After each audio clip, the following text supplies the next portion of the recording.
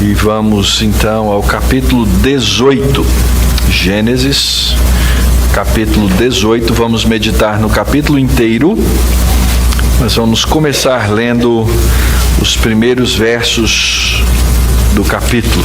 Então, se você abrir sua Bíblia e puder acompanhar a exposição, Gênesis capítulo 18, vamos trabalhar o capítulo todo.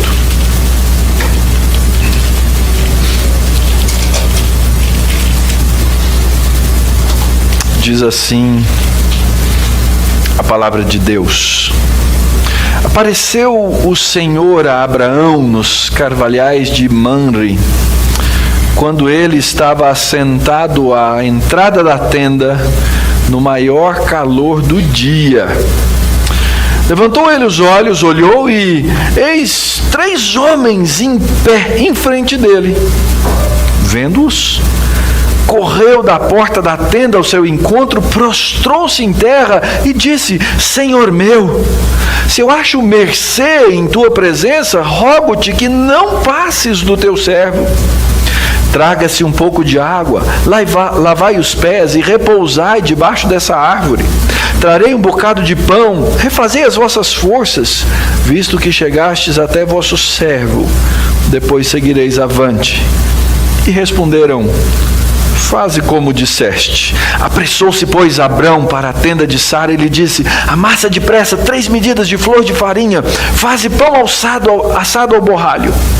Abrão, por sua vez, correu ao gado, tomou um novilho tenro e bom e deu-o ao criado, que se apressou em prepará-lo. Tomou também coalhada e leite e o novilho que mandara preparar e pôs tudo diante deles e permaneceu de pé junto a eles debaixo da árvore. E eles comeram. Vamos orar? Senhor, nós estamos diante da Tua santa palavra. Palavra essa, ó Deus, dada aos Teus servos no passado, para que a registrassem, aos servos que o Senhor também levantou para que a preservassem. Feito isso, ó Deus, por intermédio do Teu Espírito que a inspirou, para que nós pudéssemos, tanto tempo depois, ter uma palavra verdadeira, a qual, lendo, buscando a iluminação do Teu Espírito Santo, pudéssemos entendê-la e elas fossem para nós palavras de vida e salvação. Por isso, ó Deus, traz por meio da Tua palavra no dia de hoje a vida e a salvação aos nossos corações, como sempre precisamos, e que as palavras dos meus lábios e o meditar do meu coração sejam agradáveis na Tua presença, Senhor meu, rocha minha, Redentor meu. Amém. Vocês já ouviram falar de decoro parlamentar? Está na moda, né? Eu não sei se você já participou de alguma sessão ou já assistiu a alguma sessão dessa dos nossos congressos. A ideia é mais ou menos o seguinte: se você mentir em privado, pode, mas se você mentir em público, você está debaixo da lei, você quebrou o decoro. Eu não sei se você já foi a uma dessas sessões ou até mesmo a um tribunal e viu o que acontece lá. Depois que você usar a palavra excelentíssimo, você pode chamar o cara do que for, mas você não pode quebrar o decoro. É um tipo de relacionamento público, mas que não se expressa e não se traduz no íntimo. Às vezes, a nossa religião, ela é cheia de decoro. Nós comparecemos diante de Deus, o chamamos de Deus grandioso, bondoso, excelente, tremendo, todo-poderoso, mas no nosso íntimo nós viramos as costas e desconfiamos de Deus. Esquecemos da excelência dele, esquecemos da grandeza dele, duvidamos da bondade dele, duvidamos da palavra dele, e agimos como os homens que nós criticamos no mundo fazem. Não é assim nas cerimônias públicas? Alguém chega lá e fala coisas lindas, belas, maravilhosas do outro, mas no íntimo nada daquilo é verdadeiro. Nós não temos vergonha disso. Deus não aceita do seu povo decoro parlamentar. Deus, queridos, é um Deus que se relaciona com o seu povo. Deus é um Deus que vive em proximidade, em intimidade com o seu povo. Essa cena que nós acabamos de ler na vida do servo de Deus, Abrão, que é chamado de quê? Amigo de Deus. É uma cena cheia de graça, cheia de intimidade, cheia de verdade, cheia de beleza. E a minha oração é que o Senhor nos ensine nessa grande história da Bíblia como é que nós, como Abrão, fomos feitos amigos de Deus. Como é que Deus nos chama a sentar na mesa dele para comer com ele, que é o que nós vamos fazer hoje. Que é coisa mais íntima que essa. A grande história da Bíblia, a grande narrativa da Escritura, ela nos fala a respeito da maneira como Deus nos aproxima dele. Primeiro nós vimos como Deus nos criou, vimos o seu caráter, o mundo perfeito que ele fez e o fato de que nos criou à sua imagem, conforme a sua semelhança, dentro do seu padrão. A Escritura nos mostra como nós nos rebelamos e como essa queda contaminou, estragou todas as coisas, afetou de alguma maneira todas as coisas da nossa relação com Deus. Mas vimos também que o nosso Deus bondoso, Ele é um Deus redentor. Ele volta, Ele vem, Ele inverte as maldições para que nós podemos ser um povo abençoado. E aí então nós começamos a ver que Deus chama um dos seus servos, vimos a história de vários outros, para uma longa caminhada de aprendizagem. E nós estamos bem no meio dessa caminhada. Capítulo 12 de Gênesis, Deus chama Abraão e diz: Abraão, vai para uma terra, vai para um lugar que eu vou te mostrar, mas você não vai sozinho, eu vou com você. Eu sou o Deus da aliança. Ao longo da história nós vemos e já estudamos os muitos desafios da caminhada da fé. Todos eles na presença de Deus. No capítulo 15 de Gênesis vimos que a justiça de Deus, apesar dos pecados de Abrão, está sobre ele.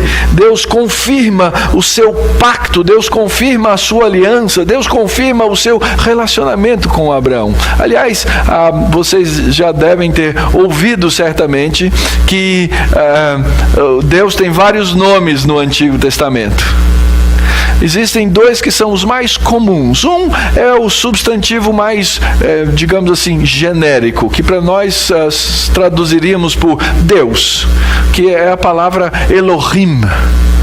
Mas sempre que na sua Bíblia aparecer a palavra Senhor, tudo em maiúsculas, tudo em caixa alta, significa que ali está um outro nome de Deus, que os judeus antigos, por causa do terceiro mandamento, não ousavam pronunciá-lo. E ali aparece o nome de Deus, Yahvé, ou Javé, ou mais comumente Jeová. E nós não sabemos exatamente como pronunciá-lo, exatamente porque os judeus não pronunciavam. Então a gente fica aí nessa dúvida de como seria. Mas esse nome, Jeová, é o nome íntimo de Deus. É um nome que, quando é chamado, é clamado, é por aqueles que o conhecem, por aqueles que são seus amigos.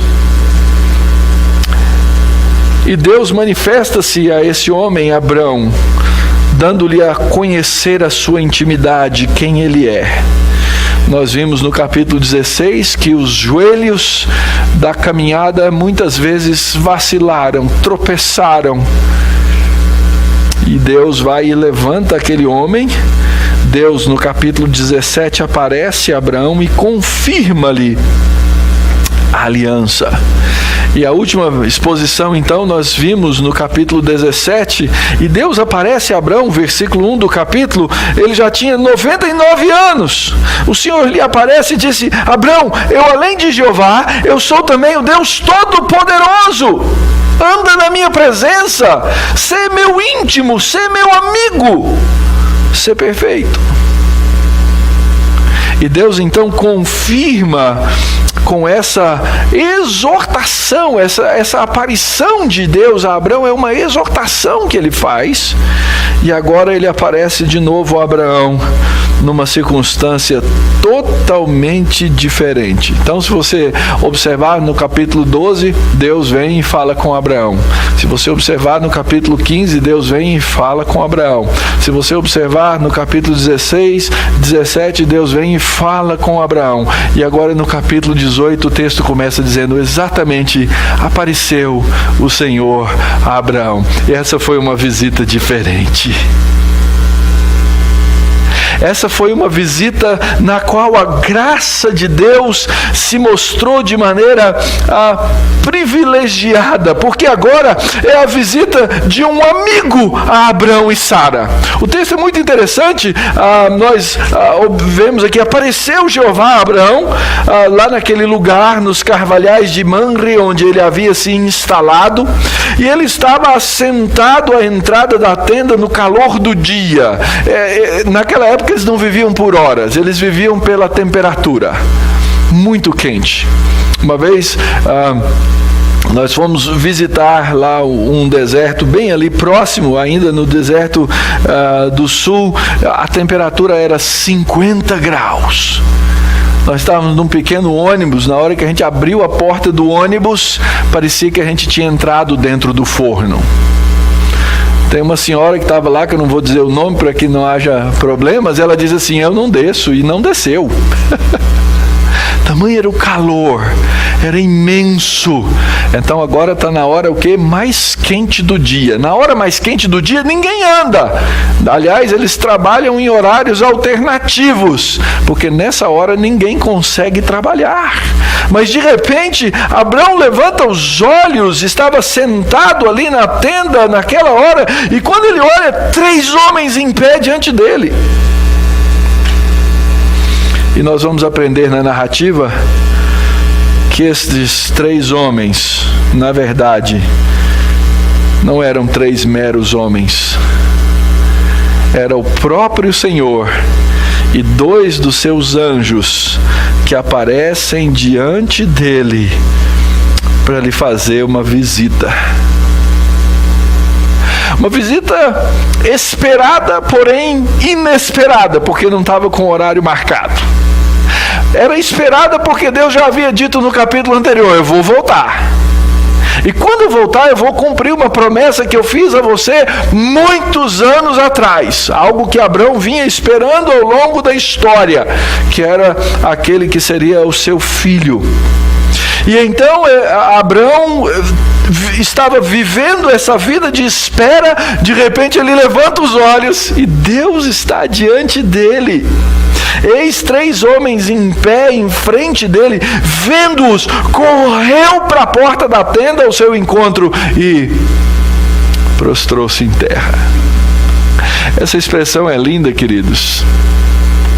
Prostrou-se em terra. Se você observar no capítulo 17, no verso 3, diz assim: prostrou-se Abrão, rosto em terra. São 2 expressões diferentes. Ali no capítulo 17, nós encontramos um Abrão humilhado por causa do seu pecado. Um Abrão humilhado por causa das suas andanças erradas. Um Abrão humilhado porque havia feito coisas que não eram agradáveis aos olhos do Senhor. Mas agora, quando ele vê aqueles 3 homens, o texto diz que ele se coloca dobrado em terra. E agora não é o Abrão humilhado, agora é o Abrão humilde. Há uma grande diferença, queridos. Muitas vezes é através da humilhação que nós aprendemos A humildade. E pelo que nós enxergamos no desenvolvimento da narrativa, foi isso que aconteceu com esse homem, que antes se chamava Abrão, e Deus lhe trocou o nome para Abraão. E há de se pensar que o nome ia fazer com que eles se exaltassem. Lembram qual foi a mudança de nome?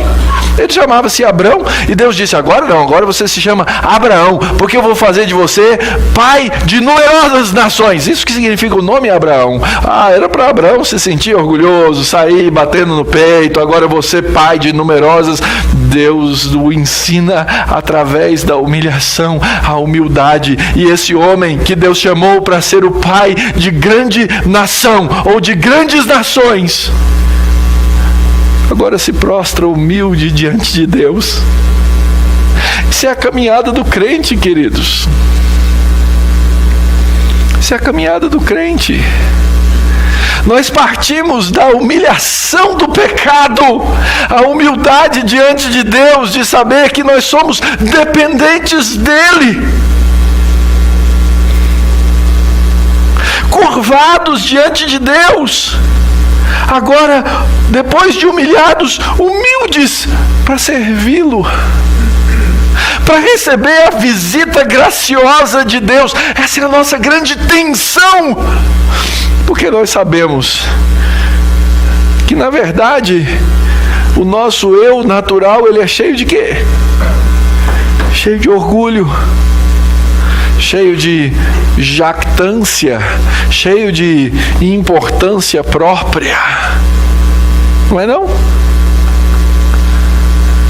Mas Deus vem e faz agora uma visita a um homem que ele passa a chamar e tratar e cuidar como um amigo. E essa é a segunda grande mensagem do texto. Nós já lemos essa parte.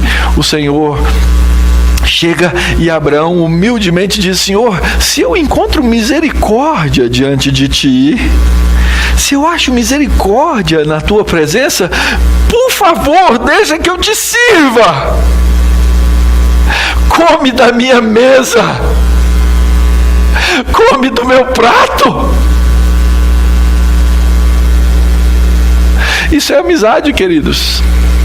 É por isso que depois Abraão vai ser chamado por toda a extensão, aliás, é o único até o período do Novo Testamento, chamado de amigo de Deus. Único. É a amizade e o senhorio, é a intimidade e o temor humilde. Ah, meu Senhor, se eu mereço o Teu favor, não é assim que a gente chega diante de Deus? Pai,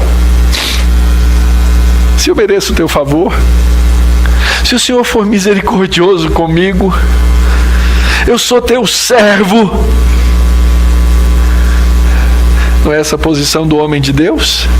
E é interessante que aqui Abraão serve como anfitrião, mas ele vai servir a Deus as coisas que pertencem a quem? A Deus. Ele vai tomar do fruto da terra que pertence a Deus. Ele vai tomar da ovelha que foi criada por Deus. E ele se dispõe a servir ao Senhor. E é interessante, então o texto entra numa dinâmica rápida. Senhor, eu quero lavar os Teus pés. Por favor, Senhor, descansa. Por favor, Senhor, come. Por favor, Senhor, recupera as energias. Lembre-se, Deus aparece em forma humana. Então o discurso todo cabe na linguagem humana. Quando o Senhor diz, sim, eu te dou a misericórdia de me servir, o que Abraão faz? O Senhor responde, verso 4, faze como disseste. Então a dinâmica do texto muda de novo, verso 6, agora é pressa. Existe um caráter de urgência no tom do texto para nos ensinar que servir a Deus é algo urgente. Ele se apressou, ele foi lá na tenda, ele falou para Sara, prepara o pão. Provavelmente eram pães sem fermento, não ia dar tempo de colocar fermento naquela massa. O texto não diz, mas a gente imagina. Se é para servir na hora, faz um pão rápido, depressa, pega a ovelha, prepara, mata, tira a carne, tira o melhor novilho, a coalhada, o leite, a farinha fina. Porque diante de Deus ele vai apresentar tudo aquilo que é absolutamente o melhor que ele tem. E rapidamente aqueles homens são servidos. E eles ali celebram uma refeição da aliança. Quando a gente fecha um contrato, faz alguma coisa, ou celebra alguma coisa, o que a gente gosta de fazer? Comer, né? O mundo gosta, na verdade, de beber. Mas, normalmente, nós vamos comer. Não há mal que você toste com o vinho e que você celebre, porque eles tomaram vinho, com certeza. Mas eles estavam celebrando uma refeição íntima, uma refeição de amigos. Quando o amigo chegou na casa, tudo de melhor que podia ser feito, foi feito naquela hora, para que agora amigos assentados no mesmo lugar ou no mesmo ambiente pudessem sorver. Aliás, o texto traz um detalhe interessante no verso 8. Diz que eles estavam ali, Deus colocou tudo diante deles, e o verso diz no final: e permaneceu de pé junto a eles. Por que Abraão permanece de pé? Porque ele estava ali para servir. Então a preocupação dele no coração é essa. Mas o ponto, queridos, que nós não podemos perder da narrativa é que Deus come na casa de Abraão como um amigo. Aliás, eu já disse, ele é o único a receber esse título. E eles têm essa única ocasião na qual Deus pré-encarnado come. E eles celebram juntos o partir do pão.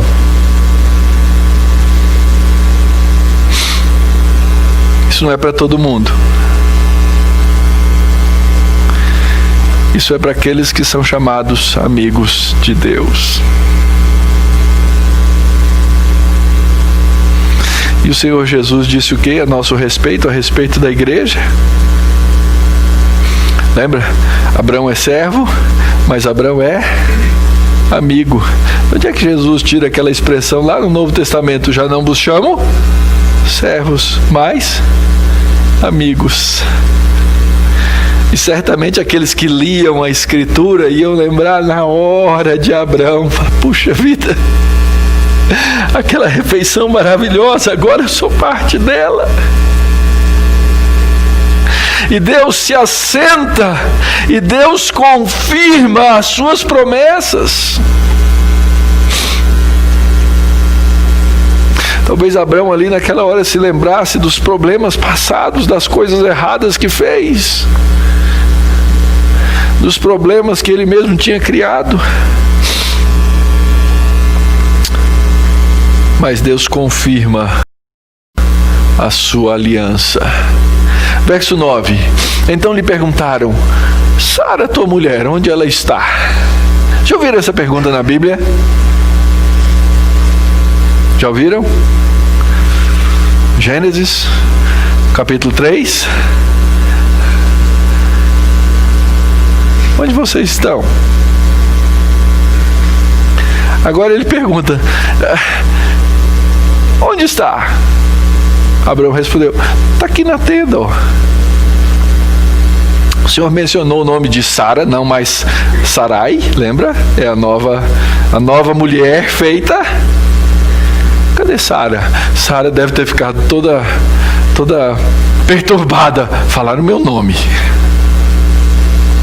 E aí então um deles diz: certamente voltarei daqui a 1 ano, e Sara, tua mulher, dará à luz um filho. E Sara, escutando a porta da tenda atrás dele. Abraão e Sara eram já avançados em idade. Lembra? No capítulo 17, Abraão já tinha 99 anos. Agora ele já está mais velho. Abraão e Sara eram já avançados em idade, e Sara já havia cessado o costume das mulheres. E lá no íntimo, lá no coração, ela riu. Ela riu consigo mesma, sozinha na tenda. Depois de velho, meu senhor, meu marido, eu ainda vou ter essa alegria, eu ainda vou ter esse prazer, eu ainda vou ter essa satisfação. E a palavra pode ser inclusive traduzida por concepção. Eles sabiam que chegava um tempo em que cessava o costume das mulheres, e depois que cessava o costume das mulheres, nós chamamos de menopausa, que elas não mais teriam filhos, e ela já tinha passado muito dessa idade. Onde está Sara? Eu vou voltar e ela vai dar à luz a um filho. É interessante a dinâmica do texto, porque a Escritura não esconde os pecados dos nossos heróis da fé. Porque mais adiante nós vamos ver que Sara vai negar que riu. E Deus vai mostrar que Ele conhece o coração dos homens. De fato, ela duvida no coração. Eu sou velha. Isso é uma manifestação, queridos, de desconfiança.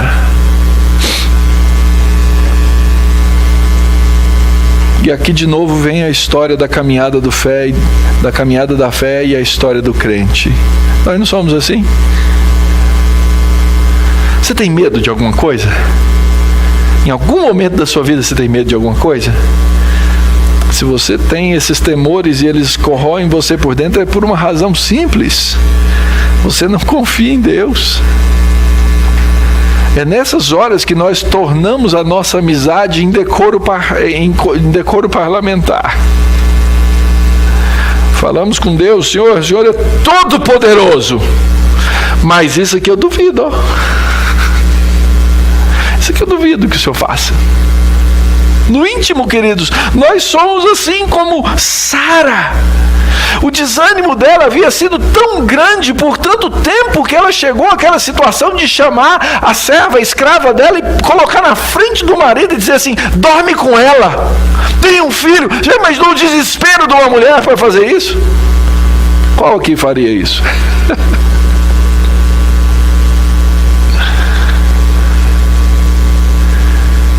E aquele desgaste voltou. E ela no íntimo duvidou no seu coração. E Deus diz: Sara, tem alguma coisa difícil demais para mim? Tem alguma coisa que eu não posso fazer? Tem alguma promessa que eu não cumpra? E nós encontramos aqui de novo Deus ensinando. Sara ficou com medo, verso 15. Então Sara, receosa, negou. Ela mentiu, essa é a palavra. Ela mentiu para Deus. Não, eu não ri. Mas Deus é tão bom. Ele faz a mesma coisa do capítulo 3 de Gênesis aqui. Ele confronta. E ele diz: Sara, você sabe, você riu.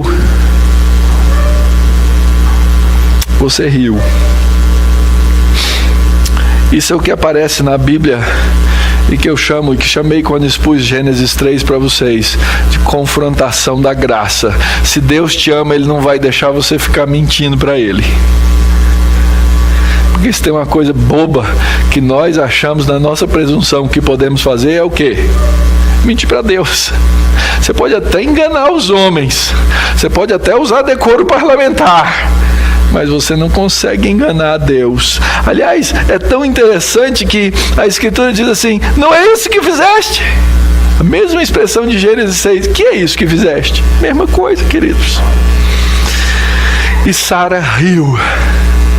E a palavra rir, e o verbo que aparece aqui é o verbo na forma lá do hebraico, é titzak.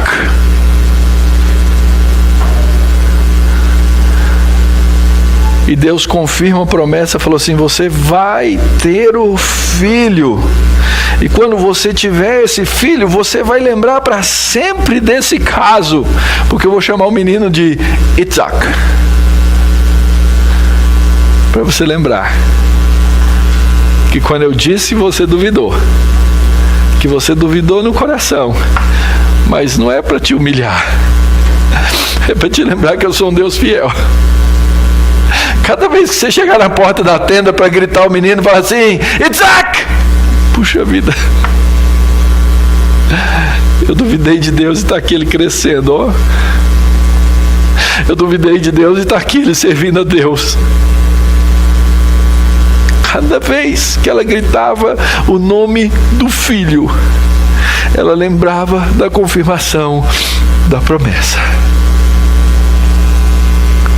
É assim que a Bíblia trabalha, queridos. Mas mais do que a Bíblia trabalha, é assim que Deus trabalha conosco.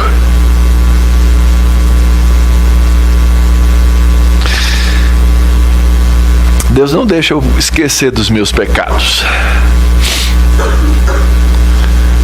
Volta e meia ele me lembra deles. Sabe para quê? Para que eu me lembre da graça. Para que eu me lembre da misericórdia de Cristo. Para que eu me lembre da cruz. Para que eu me lembre do perdão. Para que eu me lembre das coisas maravilhosas que eu já recebi no Senhor. Quando eu peco, sabe o que Deus me pergunta? Mauro, o que é isso que fizeste? Você esqueceu das coisas.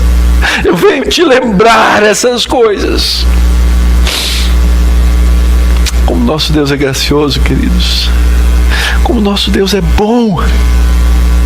Como nosso Deus é fiel. Como Ele nos confronta até no nosso pecado. Mas se por um lado o texto mostra essa visita gostosa de Deus em casa,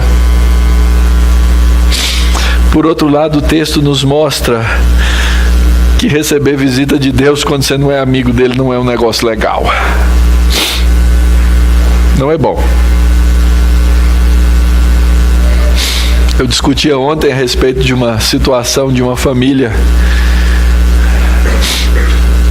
E fui perguntado, mas por que isso acontece? Eu falei, eu acredito que isso está acontecendo com essa família, porque quanto mais próximos de Deus e mais se afastam, mais sofrem. Deus nos ensina lições. Acabou a refeição, diz o verso 16, tendo se levantado dali aqueles homens, olharam para Sodoma e Abraão ia com eles, para os encaminhar. Não é assim que você leva pelo menos até a porta. E disse Jeová, uma meditação no íntimo de Deus, vou ocultar a Abraão o que eu estou para fazer, visto que Abraão certamente virá a ser uma grande e poderosa nação, fui eu que prometi, eu que vou fazer, e que nele serão benditas todas as nações da terra, porque eu o escolhi para que ordene a seus filhos e sua casa depois dele, a fim de que guardem o caminho do Senhor e pratiquem a justiça e o juízo, para que o Senhor faça vir sobre Abraão o que tem falado a seu respeito. Disse mais o Senhor, com efeito, o clamor de Sodoma e Gomorra tem se multiplicado e o seu pecado se tem agravado muito. Descerei e verei se de fato o que tem praticado corresponde a esse clamor que é vindo até mim. E se assim não é, sabê-lo-ei. Deus aparece agora para confirmar a sua justiça e visitar a iniquidade. E aí, nesse diálogo íntimo, Deus pergunta, eu vou esconder algo de um amigo tão importante? Não posso esconder isso de Abraão. Ele é meu amigo. Ele inclusive tem parentes lá.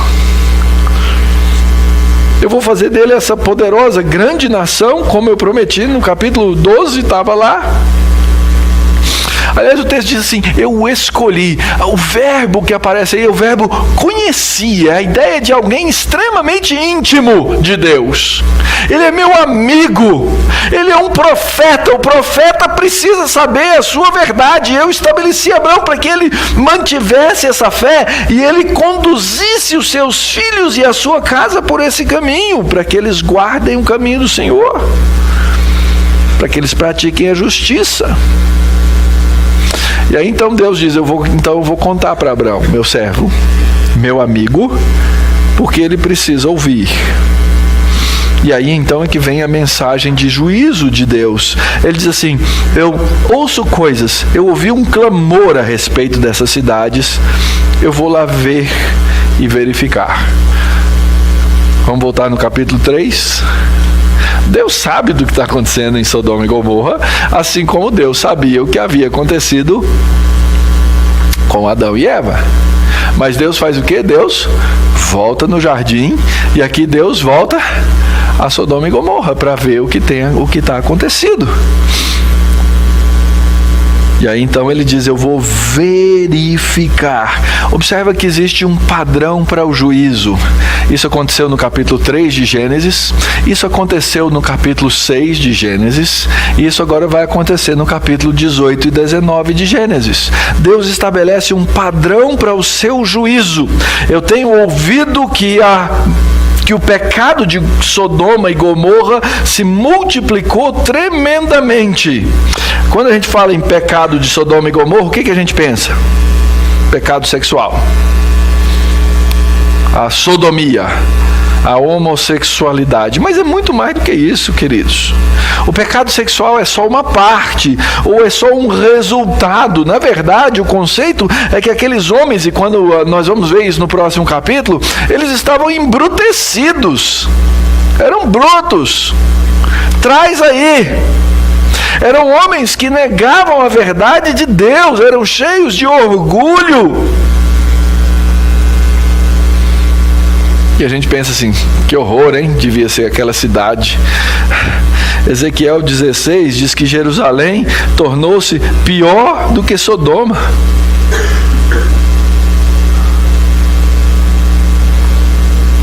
E assim vai. Mas Deus é bom, queridos, e na sua bondade, Deus é justo, e nós nunca podemos nos esquecer disso. A negação da verdade do juízo de Deus é o começo da derrocada espiritual dos homens. Deus mostra os seus planos a Abraão e diz, Abraão, eu vou responsabilizar aqueles que são responsáveis pelo seu pecado. E Deus vai trazer juízo, e o texto vai continuar dizendo, então partiram dali, eles foram para Sodoma, mas Abraão permaneceu ainda na presença do Senhor. E aproximando-se a ele, disse, destruirás, Abraão conversando agora, Senhor, vai destruir o justo com o ímpio? Se houver, porventura, 50 justos na cidade, destruirás ainda assim e não pouparás o lugar por amor dos 50 justos que nela se encontram? Longe de ti, o Senhor fazer uma coisa dessa, matar o justo com o ímpio, como se o justo fosse igual ao ímpio, longe de ti, Senhor. Não fará justiça o juiz de toda a terra?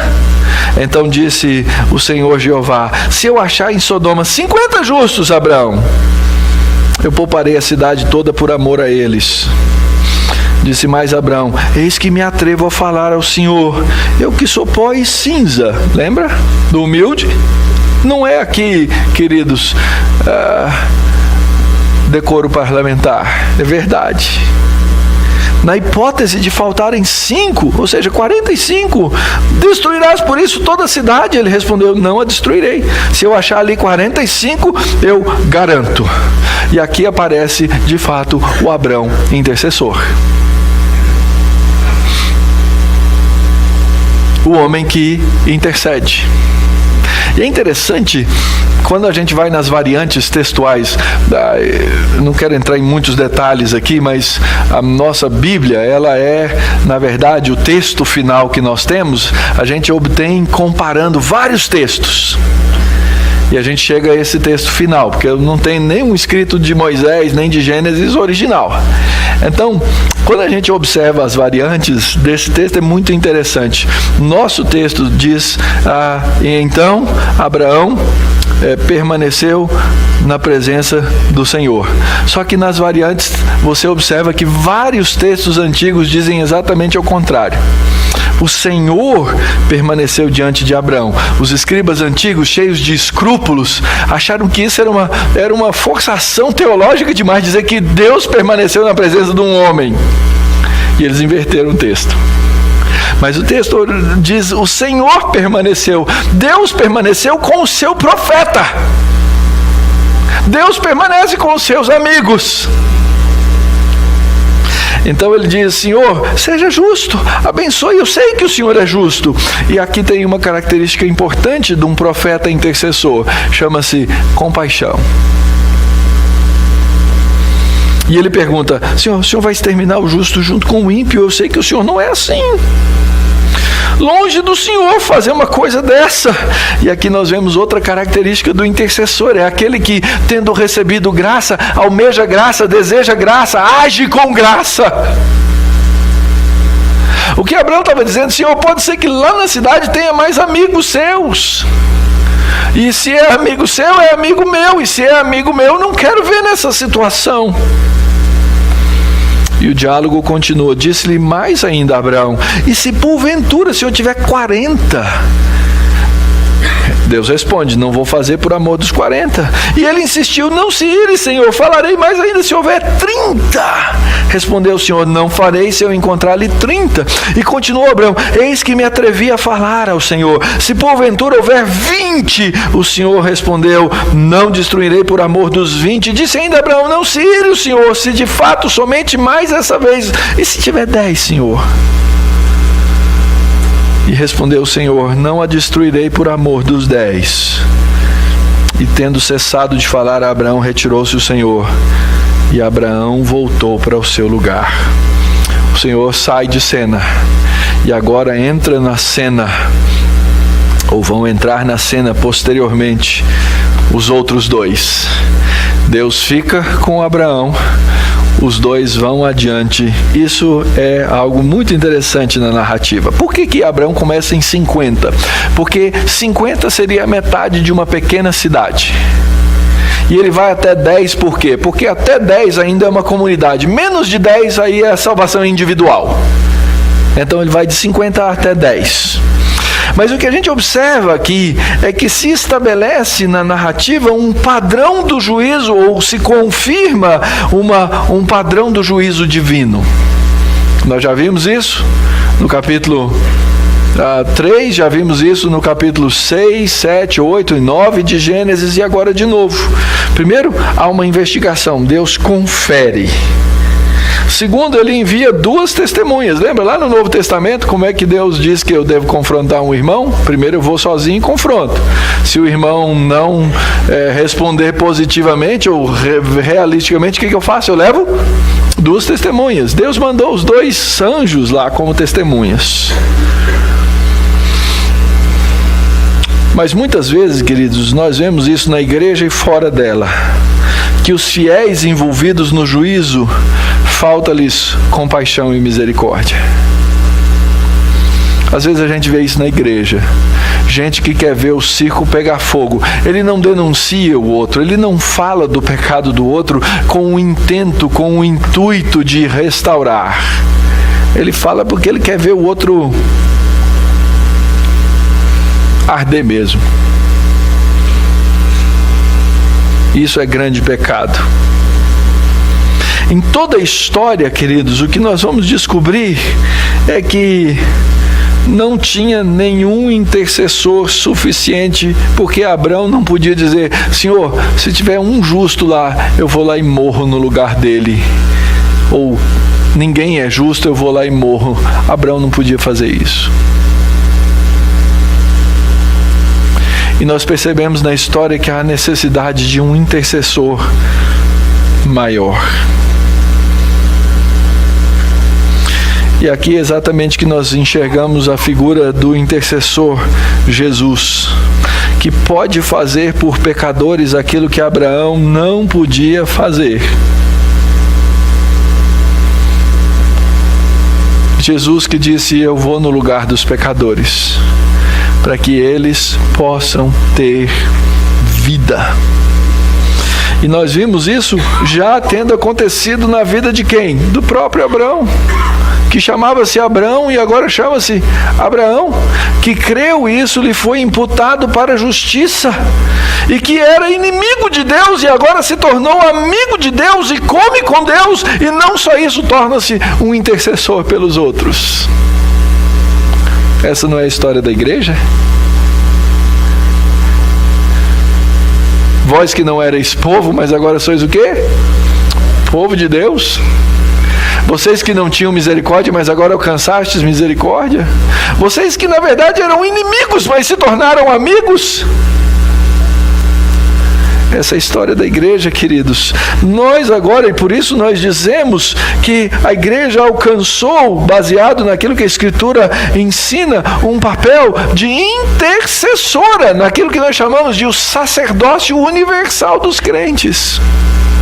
E nesse sacerdócio, a gente sai pelas ruas. E a gente diz para Deus assim: Senhor, se tiver 50 justos na Barra Funda, o Senhor salva. Porque a nossa vontade seria o contrário, não seria? Senhor, o Senhor podia mandar logo um fogo purificador nessa Barra Funda, acaba com essa iniquidade, acaba com essa prostituição, acaba com as coisas horríveis que existem aqui, e nós vamos viver bem diante do Senhor. E o Senhor disse: não, é ao contrário. O seu papel é dizer ao Senhor: Senhor, se tiver 50...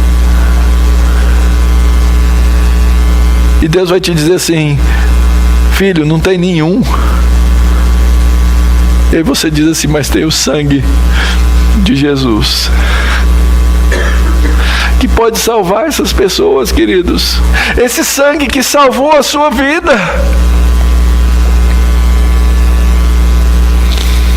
Esse é o evangelho da salvação. Sabe aquele vizinho chato que você tem lá no seu prédio? Sabe aqueles funkeiros que tocam até 5 da manhã lá do lado da sua casa? A gente fica com muita raiva, não fica?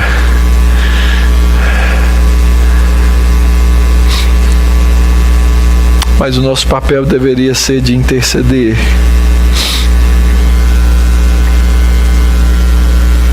Cristo faz essa obra, queridos. E nós então, o que vamos fazer? Primeiro, lembre-se, você está numa caminhada. Você não foi chamado para imitar Abraão. Você foi chamado para imitar a Cristo. Mas Abraão serve como uma ilustração da nossa caminhada de fé. E os mesmos percalços, os mesmos tropeços, as mesmas dificuldades que Abraão e que Sara tiveram, nós teremos. Mas eu preciso lembrar que a caminhada da fé é uma caminhada de Deus. A fé é uma resposta a Deus e a sua palavra. A fé não é perfeição, mas a fé nunca desiste, porque ela é um dom de Deus. Então, tenha uma visão muito realista da sua caminhada diante de Deus. Isso é a primeira coisa importante. Quando você tropeçar, entristeça-se, mas não se desespere, porque você tem um intercessor muito melhor do que Abraão. Muito melhor. Lembre-se do seu papel. Querido, ore pela cidade. Ore pelo seu prédio, pelas pessoas que moram lá. Ore pela sua quadra. Ore pelo seu bairro. E fazendo isso, pregue a palavra. Esse é o nosso papel. Faça isso dentro da sua casa em primeiro lugar. Outra lição preciosa que nós aprendemos aqui é sobre a hospitalidade cristã. Em todos os sentidos, Deus nos chamou para sermos um povo hospitaleiro.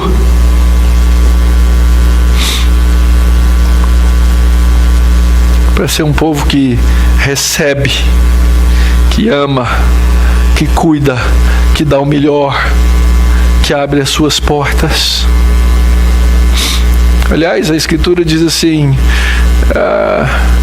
sobre os servos, quando o Senhor, lá naquela cena do juiz, diz assim: eu tive preso e não me visitaste, tive fome. O Senhor, quando fizemos? Quando você fez a um pequenino. Aprendamos isso, queridos. E por último, lembre-se, você tem um intercessor. Você não vem aqui a essa igreja para cumprir protocolo de parlamento, chegar para o digníssimo, grande, autoridade, poderoso Jeová e falar coisas para ele e no seu íntimo rir. Faça isso. Não faça isso. Aliás, esse Senhor é nosso amigo. Ele nos chama para participar da mesa dele, para cear com ele, para comer com ele, como amigos que somos.